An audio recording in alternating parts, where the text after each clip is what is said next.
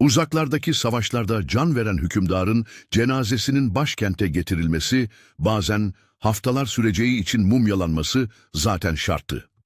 Naaşın iç organları çıkartılıp hükümdarın şehit olduğu yere gömülür ve cenaze tahnitten sonra başkente doğru yola çıkarılırdı. Murat-ı Hüdavendigar'a yani 1. Murat'a ve Kanuni Süleyman'a da böyle yapılmıştı.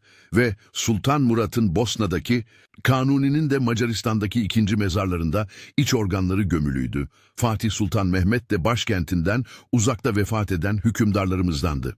Fatih son seferi sırasında yatağa düşünce başhekimi Lari müdahale etmişti. Ancak başarılı olamayınca eski başhekim Yakup Paşa tedaviyle görevlendirildi. Yakup Paşa, Lari'nin ilacını tasvip etmeyip müdahale etmek istememişse de diğer tabipler çaresiz kalınca hastalarını tedavide kullandığı şurubunu vererek padişahın sancısını azaltma yoluna gitti. Fakat şurup tesirini gösteremedi ve Fatih 3 Mayıs günü Maltepe civarındaki Hünkar Çayırı'nda hayata veda etti.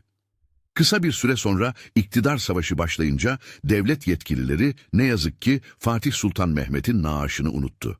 Bundan daha beteri ise sultanın bedeni yıkandığında çoktan çürümeye başlamış olmasıydı. Ceset öylesine kokmuştu ki kimse gidip yıkayamıyordu. İlk defa bir hükümdarın cenazesi unutulmuş ve hatta cansız bedeni henüz defnedilmeden çürümeye başlamıştı. Fatih'in hayatta 2 oğlu vardı. 34 yaşındaki büyük oğlu Şehzade Beyazıt Amasya'da, 23 yaşındaki küçük oğlu Şehzade Cem Konya'da vali idi. Vezir-i Azam derhal 2 şehzadeye de ulaklar göndererek babalarının vefat ettiğini ve acele İstanbul'a gelmeleri gerektiğini haber verdi. İstanbul'a erken gelen şehzade tahta çıkacaktı. Cenaze bu arada gizlice Topkapı Sarayı'na nakledildi. Ama hükümdarın vefatının duyulması bütün çabalara rağmen önlenemedi ve İstanbul'da tam bir anarşi yaşandı. Askerler şehri yağma ediyor, sevmedikleri devlet adamlarını sokak ortasında parçalıyor, devletin büyükleri ise tahta kimin geçeceği konusunda birbirleriyle mücadele ediyorlardı. Şehirde bütün bunlar olup biterken ve paşalar, iktidar için birbirlerinin gözünü oyarlarken Fatih'in cenazesinin tahnit edilmesi unutuldu. Hatta naaşın başında mum yakılması adeti bile kimsenin hatırına gelmedi ve ceset koktu. Devletin büyükleri cesetle alakadar olunması gerektiğini, saray görevlilerinin etrafı saran ağır kokuya dayanamaz hale gelip şikayete başlamaları üzerine hatırlayabildiler.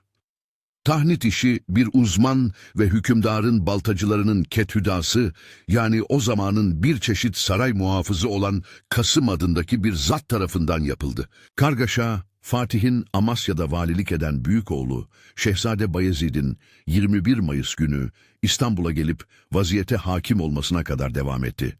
Şehzade Bayezid, padişah ilan edildikten hemen sonra, yani Fatih'in ölümünden 19 gün sonra, cenazeyi Fatih Sultan Mehmet kendi adına yaptırdığı caminin avlusuna çok büyük bir merasimle defnedecekti.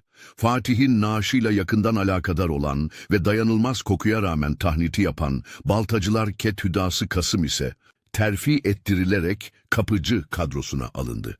Kasım, sarayda bir köşede unutulan cenazenin kokması hadisesini daha sonraları 2. Bayezid'e raporu andıran bir yazıyla duyuracak. Ve olayı aynen olduğu gibi devletli sultanın babanın ruhu için bu yazdıklarımı sonuna kadar oku. Bu fakir kul, devletli hünkârın, Fatih'in, baltacılarının kethüdası idim.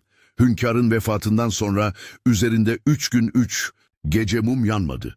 Vardım kapıcılar kethüdasına söyledim, o da İshak Paşa'ya söyledi. Paşa emredince mum yaktım ama koku yüzünden cenazenin yanına kimseler yaklaşamadı. Ben usta ile gidip cenazenin içini boşalttım. Bu anlattıklarımı kethüdamız da bilir anlatacaktı.